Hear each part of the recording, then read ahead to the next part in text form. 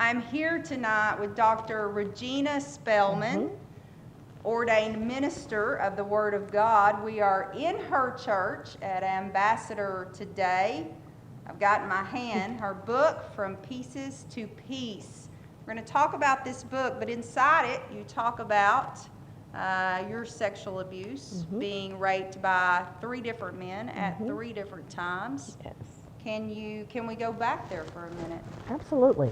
Where do you want to start? I want to start I want to know who you were as a little girl, life growing up.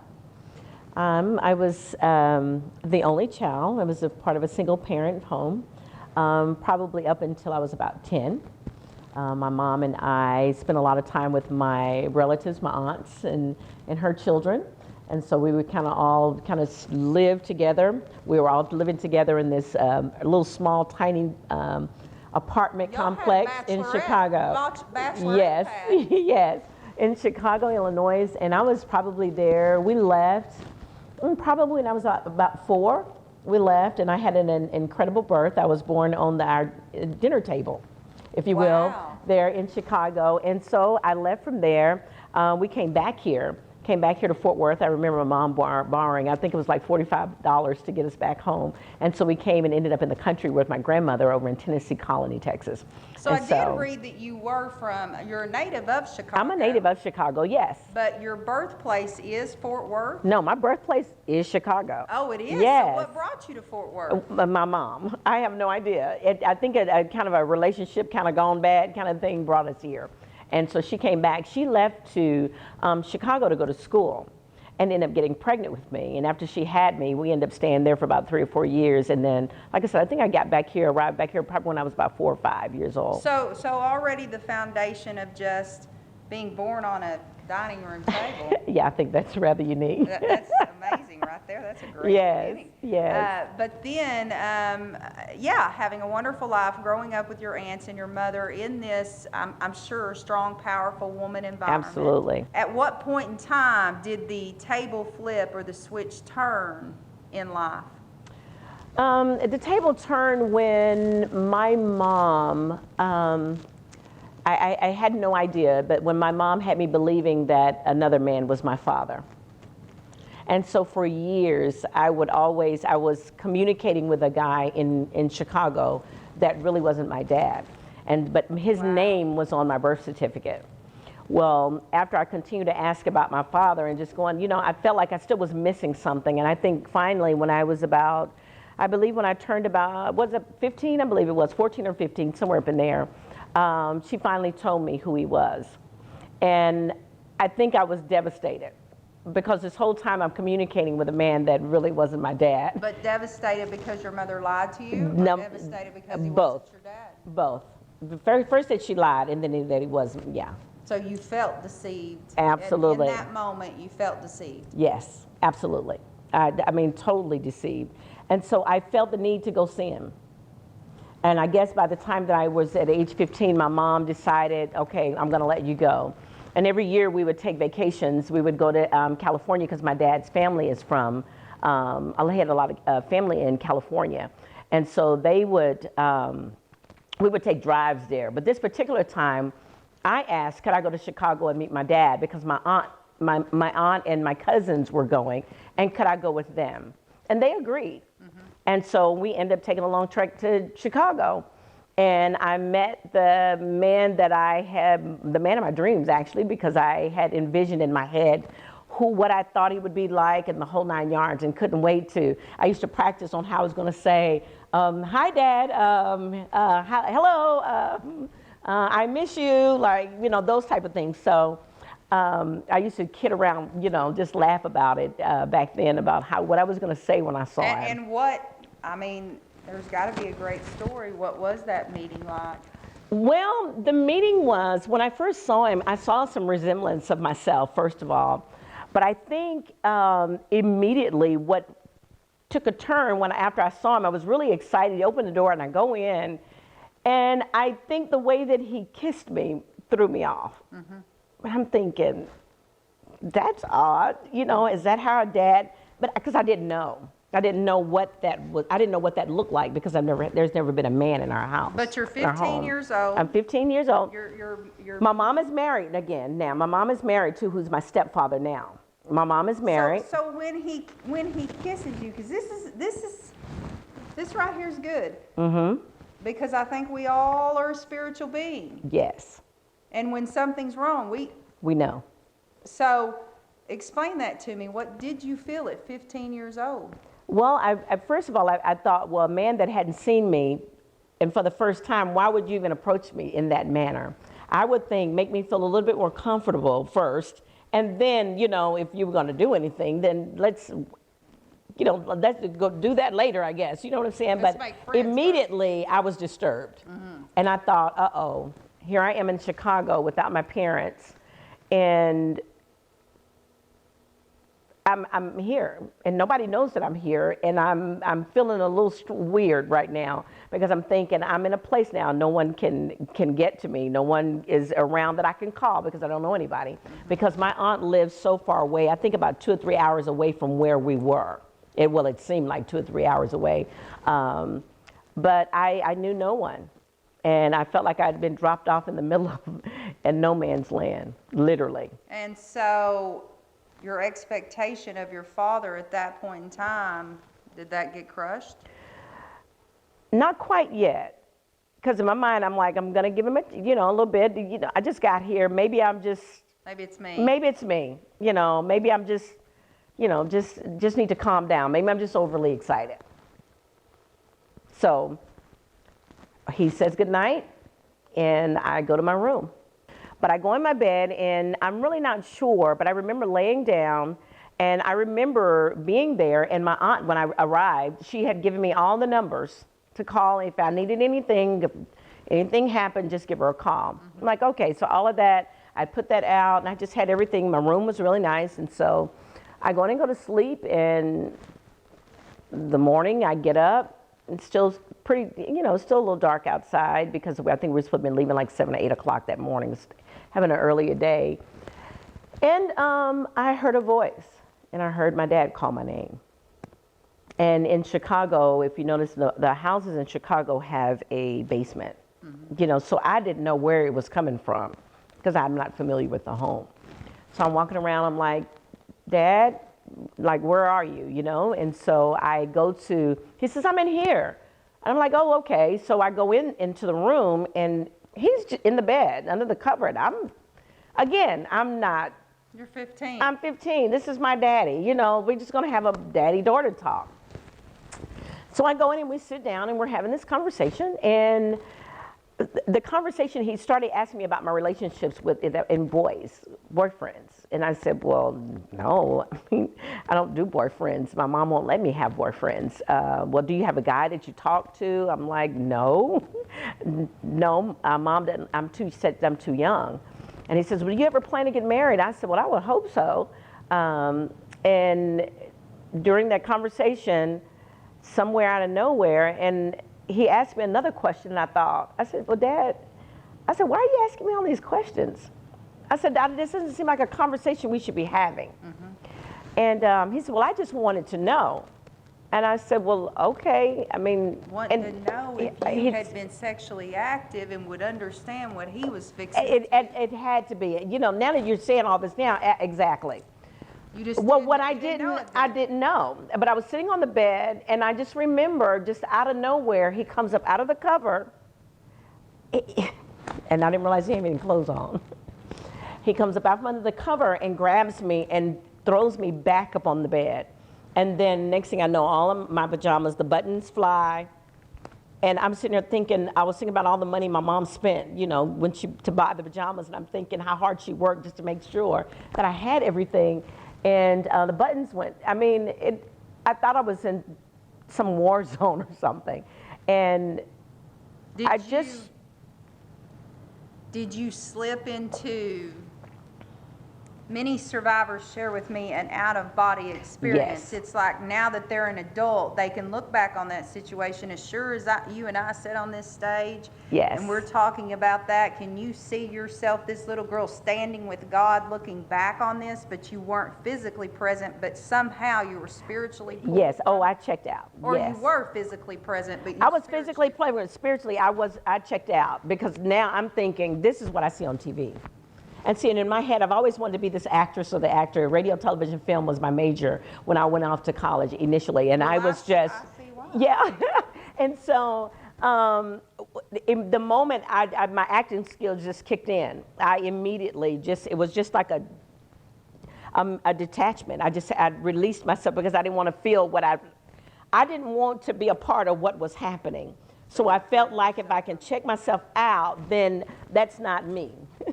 That's just my physical body, but my spiritual being is being protected for whatever reason. It's strange, but that's just how it was. And I just remember him being kissing all over my body. I mean, caressing my breast. I just remember all of it. It was almost just Like watching a movie now. yes, like something you see on porn or something like that. Or yes. Mm-hmm. Only I could not believe it. I could not believe that this man that I waited all these years to visit, that he would take advantage of me. Wow. So we know at that moment, probably that day, is it true? At that moment you suppressed what had happened, and in your mind you kept saying, this didn't happen to me, this isn't who I am. You spiritually brought yourself back to that physical being to try to go on and live some sort of life. Is that fair to say? I think that's fair to say, because I think, after the checkout and after I fought so hard, I mean, it was just so much going on. And I just remember him throwing me out of the bed because I wouldn't calm down enough for him. And I think he probably just got tired. I think he just got tired of doing everything, but he was just all over my body. And I just remember him throwing me on the floor, and he was just kicking and, I mean, literally beating me to death. And I was crawling, trying to get to the bathroom, because all I wanted to do, if I could just get in there and just shower, if I could do something to get it off of me, I would feel better. Mm-hmm. And so after that took place, I remember him banging on the door, and he just wouldn't go away. And I kept thinking, Lord, just let me get to my room. Let me just get to the room and get those phone numbers so I can call. I get to the room, I finally got in there, and I remember just trying to scrub it off of me, and I couldn't get it off of me. And I go to my room, and the numbers were gone. The numbers were gone. He had taken them? He had taken the phone numbers. Wow. The numbers were gone. And you felt alone? And I thought, I'm in trouble. I thought I'm in trouble. So I started getting dressed, because I know the time was passing, and I knew my brother was coming, and I knew I had to get it together, because I don't know how to tell him what's happened with my dad acting the way that he was. But before David got home, I heard my dad call me again. Well, this time he was in the kitchen, sitting at the kitchen table, and he sat me down at the kitchen table, and he says, if you tell anybody,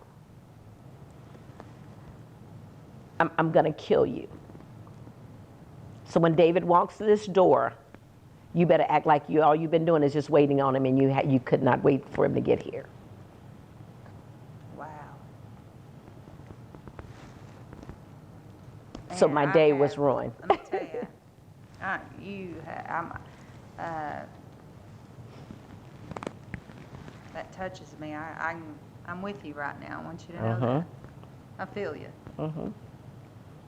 But I think it's important to tell this story, because many people, you said some powerful words to me. Number one, you said you pulled and stepped outside of that, and you felt like God was with you. Mm-hmm. And then you also said when you ran to that bedroom that the one person you called out to was God. Mm-hmm. So even at 15 years old, not knowing what was being done to you physically, still spiritually, you knew God, and you were calling out to him. Mm-hmm. So what happened when your brother showed up? My brother showed up. He said, so you excited? You ready? He came in just excited. I mean, like he's met his sister he's never seen before. And I said, yeah, I'm ready. And he goes, you okay? And I'm like, yeah. let's go. Let's get out of here. let's get where we're going. And he's like, okay. He said, you okay? I said, yes. And my dad I can see him waiting, making sure that I tell my brother I'm okay.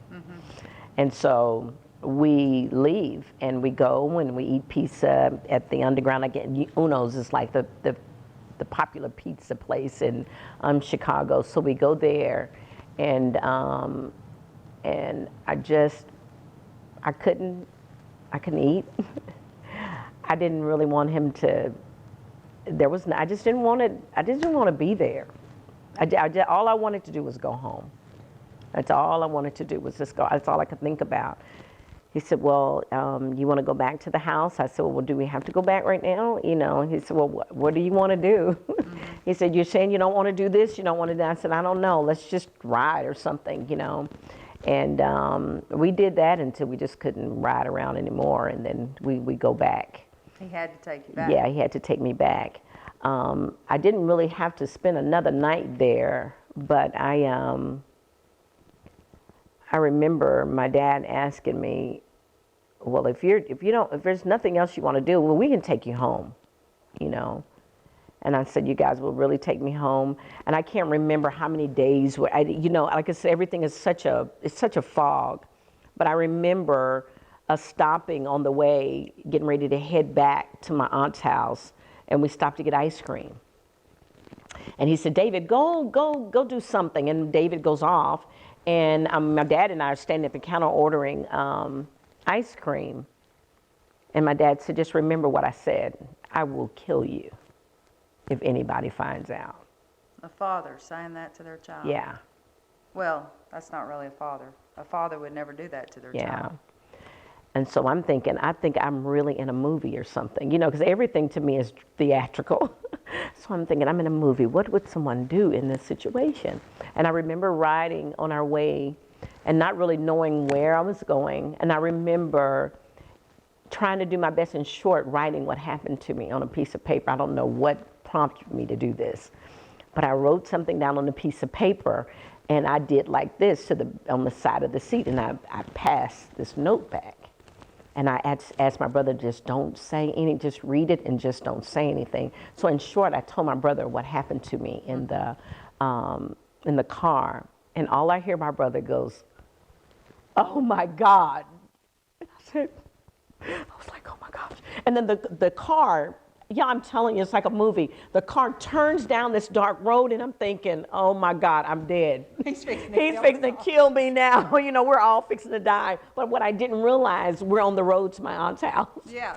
And her house was just a little way down. I was like, oh my God, just get me out of here. So my dad goes in to talk to my aunt. And my brother and I just take a walk down the road waiting on him to come back out. And I just share with him, and he just cries down the road. And I said, David, I don't know what I'm supposed to do from here. I don't know what to do. And he just cried. And we came back, and my dad, they drove off, and I was a basket case for the rest of the days that I was there. Yeah. But you did make it to your aunt's. I made it to my aunt's house, and I stayed there. I think we were there another 3 or 4 days, and then we got back on the road and came back, and they brought me back here to Texas. So I'm sure that the suppression started to catch up with you. Once being sexually abused, and we pushed something down inside of us. Take me into your teenage years, past 15, 16, 17. I'm sure you did start dating. Boys became a part of your life, relationships. Yes. Who were you at that point in time? Well, when we got back, of course, I was cheerleading, gymnastics. I was still trying out for cheerleader. That was my freshman year. So I tried out my sophomore, junior, and senior year. One of the things that I found myself kind of going into, I started doing speed at that time. They call them blacks, if you will. I started trying those, and I found out it made me jump higher and flip, So like a diet pill, phentermine, we called them white crosses. Yes, we call them blacks, yes. Okay. And so it was a form of speed that just kind of kept you going nonstop, Right. You can't buy that now. Yeah, right. Outlawed it like 10 years ago. Yes. But used to that, it was a truckers would buy it, and it would keep them up Keep all them up night all long. night, Is yes. that where we're at? That's where we're at. Okay. And so I would take those just to keep me moving. But what my parents did, I did tell my parents what happened. I told them. Because after my dad threatened me from that point, at that age, it was, and this is what I'm telling you, that I thought I was really losing it by this time. The Star Telegram came, and on the headline of the paper it says, father rapes daughter age 15. I thought I told the newspaper. I thought I told. And it was just a mere It coincidence? was just a mere coincidence that was on the headline on that particular day. Wow. So I'm sitting at the table and I have a pen in my hand and I'm just kind of going around the paper and I'm just thinking, I just don't remember. I don't remember saying anything, and I was just going back and forth just around and until I would just start tearing the paper, just start tearing the newspaper. And my stepsister happened to be there. And she goes, stop, what's wrong with you? And I said, what do you mean, what's wrong with me? She said, why are you doing that? She said, give me the paper. And she takes the paper and she looks at the paper. She goes, did something happen to you? I said, what are you talking about? They said, I'm calling Dad. That's what she said. I'm fixing to call Dad and them right now. And I said, no, why are you calling them?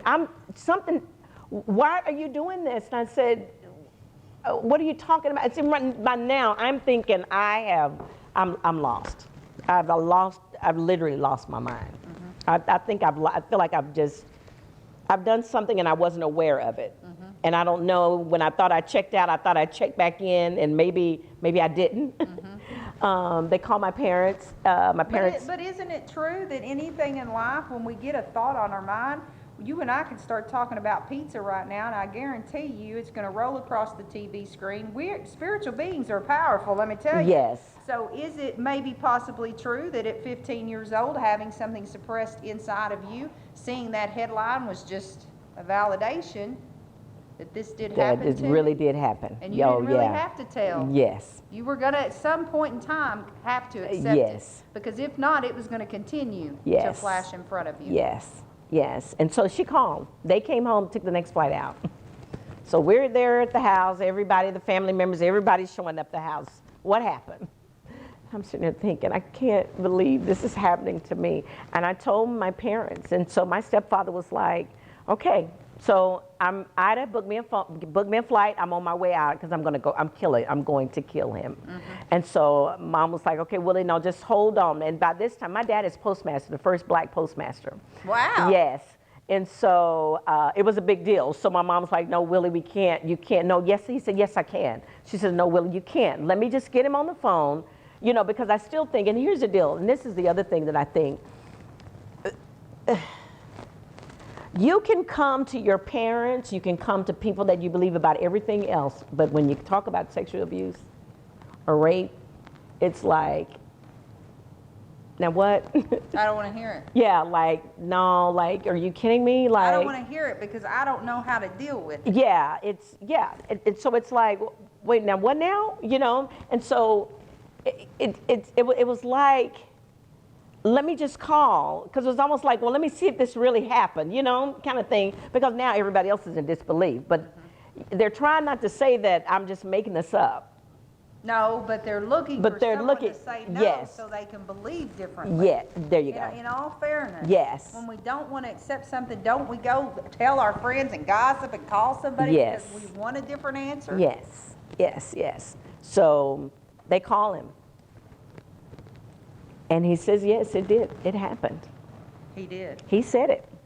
He said it did happen. He said, I did it. I was drunk. And I noticed the alcohol on his breath when I was sitting at the table, but I didn't know it. I didn't smell it then at the moment. But he said, yes, I did it. He said, she reminded me so much of you. I wanted her. Like, wow. Wow. And your mother and your stepfather at that point in time? Well, I was very uncomfortable just being at home with my dad. So when my mom would leave or my sister would leave, I would leave out of the house because I just didn't want to be there because I was afraid. And my dad, he told me that he understood where I was in the situation and whatever it is that I needed to do to heal, to work through it, he was okay with that. He would support that. He would support that. But what I felt like is once the rest of the family found out, when I would come around, I could tell everybody was already talking about it because they made me feel weird. You know how when you walk into a room and everybody's like, here she comes, like don't say nothing, don't ask no questions. So forever, you know, just coming around, I just felt like you were different. I was real different. Something really separated me from my family in a major way. Yeah. And I still think even now. No, and I think you're making a great point too. We are actually the ones that victimize people. We can blame the perpetrator, but the truth is, when you can't openly talk about somebody's past because they feel so shameful, then we keep them suppressed. Yes. We don't want to hear the truth Yes. because we can't accept the truth. Mm-hmm. We want to look for something different. Yes. And I think it was very difficult for my mom because she was thinking, God, if I just told her no, why did I let her go see her dad? Mm-hmm. Of all the days and of all the times in her life, why did I let her go? And so she carried around the guilt of that for a very, very long time. Yeah. Until here, really just recently. And so do you think the speed was your self-medication? Yes, absolutely. Absolutely. And then a little bit further down in the latter part of my high school years, I believe I started smoking marijuana then, just trying some different things at that time. Marijuana initially and a drink here and there. But still wasn't quite into the boy thing yet. I mean, I was dating and all that, but wouldn't let him get, you know, close to me like that. Sure. Mm-hmm. So your 20s. Yes. Let's move into there for a minute. Are you back in church? Were you always in church? Where's your relationship with God at this point in time?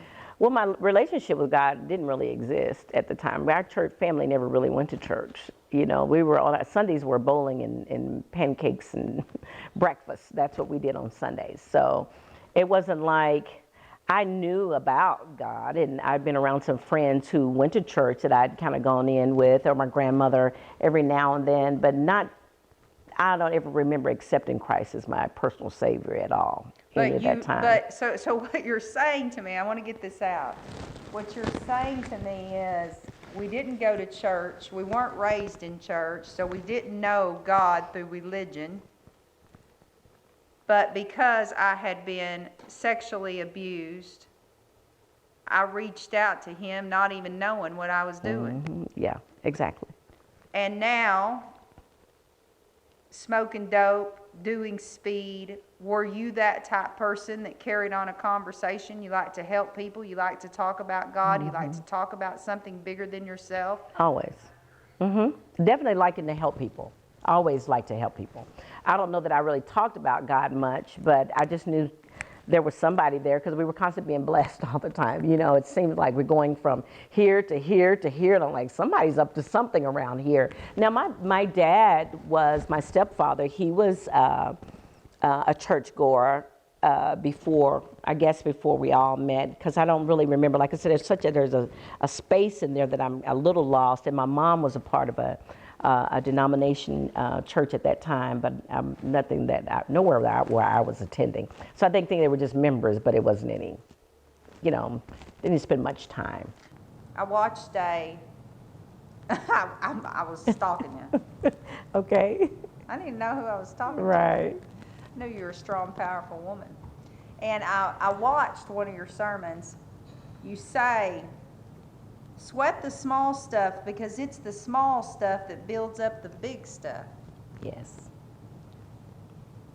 So explain that to me. How did you go into the hardened heart and turn out on this stage, now sharing your testimony to help other people survive something they've been through?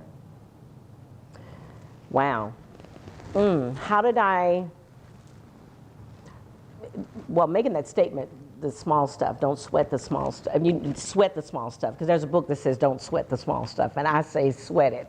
And the reason being is because it's those small things that if we don't get a hold of it when it's little, it becomes big. It becomes a bigger thing. And I think, and I say that because of my situation.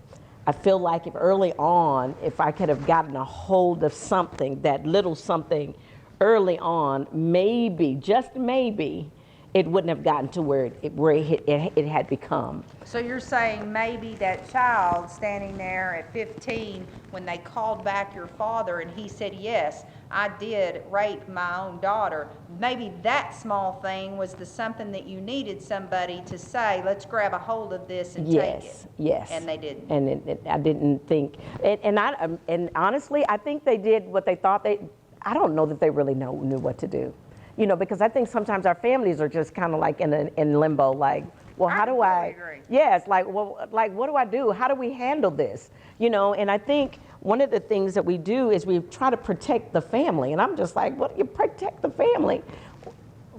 I'm dying. Somebody help me. I'm dying. But I knew there was a part of me that I just had to keep pressing and keep pushing for there's something in me that would continue to drive me to still be the best, even though I would go and lay down at night with that thing just wearing me out, literally. Mm-hmm. And then after, like I said, and going into my 20-somethings and having that to happen to me again, I just thought, you know, everybody stop. You know, I'm tired of everybody. I didn't bother anybody, but everybody's like, let's pick on this little girl, you know. And I just decided I'm going to fight back. And so I started to set up little rendezvous with guys and get them all hot and heated and leave them there. So a grandmother? Yes. That's impossible. Yes, I am a grandmother. 14-year-old and a 4-year-old. Girls or boys? Girl is 14, the boy's 4. A single woman? Yes. Been divorced 5 years? Yes. And leading a congregation of hundreds? Yes. So I always like to ask at the end of my interview one question, and I want you to finish it for me. Finish the question? I'm gonna make a statement. You're going to make a statement, okay. Okay. I am Regina Spellmon, the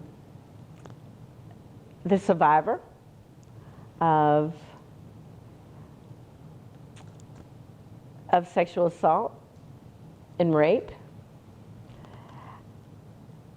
I am empowered to reach women and lately young men of all ages that have been that have experienced brokenness, if you will, in their lives, and are abused in some form or fashion.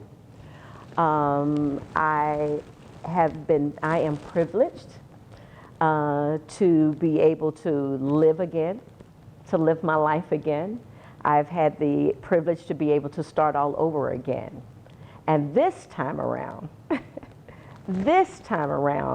I am one that has regained my power back. I'm no longer the person that I used to be. I am well aware of what I bring to the table and what I'm worth. And I'm more powerful than I know and very anointed at what I do. And I believe that everything that I've gone through and everything that I've encountered in life, that God it was already predestined and planned. And today I use that as God positioning me for kingdom work, to where I can go in and reach those people that have either experienced what I've gone through or experienced some type of brokenness in their lives, to help them and to lead them and guiding them into redefining the pieces of their lives. And so now I get up every morning and I love my life and I enjoy living life. And I look forward every day to see what it is that God has for me and who I can reach out and help bridge, take them over to the other side of health and wealth and excitement and joy and happiness and peace. I am a voice for His people in these last days. And I am currently a sexual assault advocate. I am on call at midnights to 6 a.m. in the mornings for the Women's Center. So I go and see victims in the hospital. Once they arrive or a police officer brings them in, I go in and I am there. Because I've always felt that sometimes just having somebody there, if I just had somebody there at the moment that I'd gone through it, all the difference that it would have made, I believe, in my life, just to know somebody was there. And so being able to go and be there and sit there to make them comfortable for what they're about to go through, and walking and talking them through it, and reminding them that it's not their fault and it is nothing that they have done. The enemy has just tried to take something really bad and keep them from reaching destiny. But I always tell them, just remember this. Remember, I tell you this, that what the devil meant for evil, God will turn it around for good. Amen to that. And so I get an opportunity to be there and watch them hug and say, man, I wish I could take you home with me. And we prepare them for that next step, to get them to that next place for healing. Dr. Spellmon, thank you for sitting down with me. From Pieces to Peace. Yes. And they can get this book at And www.drreginaspellmon.org. Correct? They can actually go to Amazon, would probably be the best route. Or it's www.rsministries.net. Okay. Or they can go to Amazon, amazon.com, put in my name, Regina Spellmon, and it will come up, or come and put in Pieces to Peace and look for my name, Dr. Regina Spellmon, and they can find it there. Thank you for sitting down with me. You're such a You're strong so welcome. woman. Thank you. And I'm proud to be able to share your story with the people of the world. I'm glad you thought it was worth listening to.